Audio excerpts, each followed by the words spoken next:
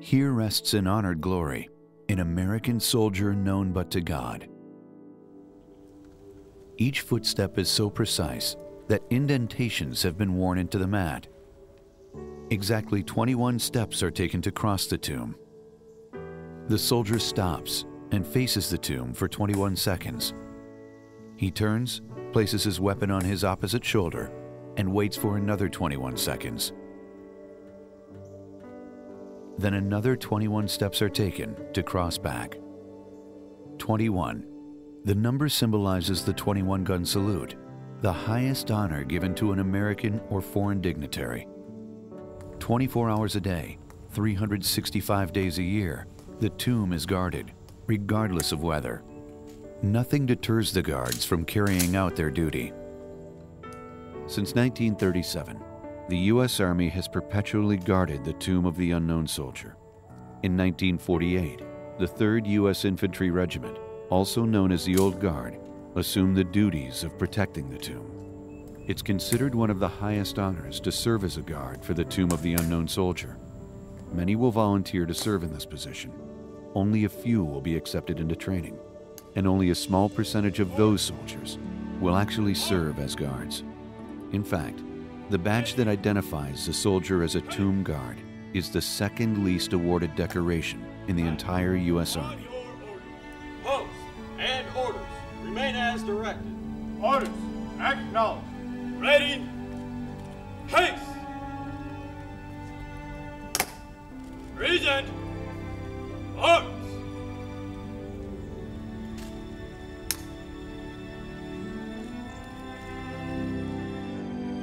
Directly in front of the tomb is the Memorial Amphitheater, which seats 3,500 people and has hosted state funerals and military ceremonies, as well as the funeral services for each of the unknown. Every U.S. president since 1921 has spoken here to commemorate Memorial Day. The Memorial Amphitheater was the dream of Judge Ivory Kimball, who wished to have a place to honor America's defenders. President Woodrow Wilson placed the cornerstone on October 15, 1915. Inside the cornerstone is a box that contains several items, including a Bible, the Declaration of Independence, the U.S. Constitution, and a U.S. flag. The Memorial Amphitheater is constructed mainly of Vermont quarried marble.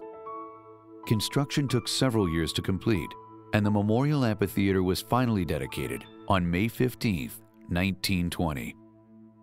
The Memorial Amphitheater display room houses the American flags that were draped on the caskets of the unknowns, as well as the medals that were presented to them. The tomb of the unknown soldier was built to receive the remains of a single unknown service member from World War I. The remains of the World War I unknown were selected by U.S. Army Sergeant Edward Younger, a highly decorated soldier from World War I. Sergeant Younger is also buried at Arlington National Cemetery in Section 18. 4 caskets containing the remains of the unknown soldiers were placed in front of Sergeant Younger. He placed white roses on one of the caskets, and those remains were officially chosen as the unknown soldier who would be buried in the plaza. The unknown soldier was officially interred on November 11, 1921. Eventually, Congress approved a permanent monument to mark the tomb of the unknown soldier. A design competition was held, and the winning design was by Lorimer Ridge. A 56-ton marble block was quarried in Ewell, Colorado. The block was inscribed with the words, "Here rests in honored glory an American soldier known but to God." The marble sarcophagus was placed in 1931 over the grave of the World War I unknown soldier. Over 20 years later, Congress authorized an unknown from World War II and the Korean War to be buried at the tomb of the unknown soldier. 2 candidates from World War II, one from the Atlantic Theater of Operations and the second from the Pacific Theater of Operations, were placed in identical caskets and brought on board the USS Canberra, where they were placed alongside the Korean War unknown. Navy Hospital Corpsman First Class William Charette, who was the Navy's only living enlisted recipient of the Medal of Honor, made the final selection of the World War II unknown. 4 candidates from the Korean War unknown were disinterred from a cemetery in Hawaii. Army Master Sergeant Ned Lyle made the final selection of the Korean War unknown. President Eisenhower awarded the World War II and the Korean War unknown the Medal of Honor, and on May 30th, 1958, they were buried alongside the World War I soldier.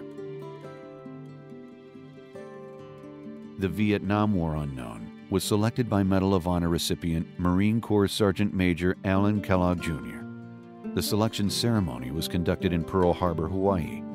As with the Vietnam unknown, thousands paid their respects to each of the unknown service members as they lay in state at the rotunda.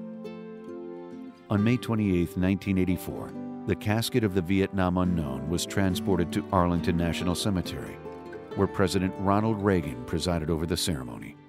President Reagan presented the Vietnam unknown with the Medal of Honor, and his remains were laid to rest between the World War II and Korean War unknown.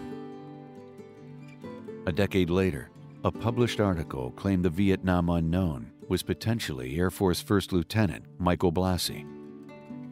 Eventually, DNA tests were conducted, and Blassie's identity was established. In 1998, his remains were removed from Arlington National Cemetery and flown back to his family's hometown of St. Louis. Today, the crypt that held the remains of the Vietnam unknown stays empty, and the crypt cover has been replaced with one that has the inscription, "Honoring and Keeping Faith with America's Missing Servicemen, 1958 to 1975. For love of country, they accepted death." President James A. Garfield. 21 steps to cross the tomb. Pause for 21 seconds, then 21 steps back. It's a process that's repeated throughout the day. The 3 unknown will continue to be guarded in this fashion every day of the year, every year of this century, and beyond. We owe them and every service member who has fought to defend this great nation our unending gratitude. Arlington National Cemetery. Honor, remember, explore.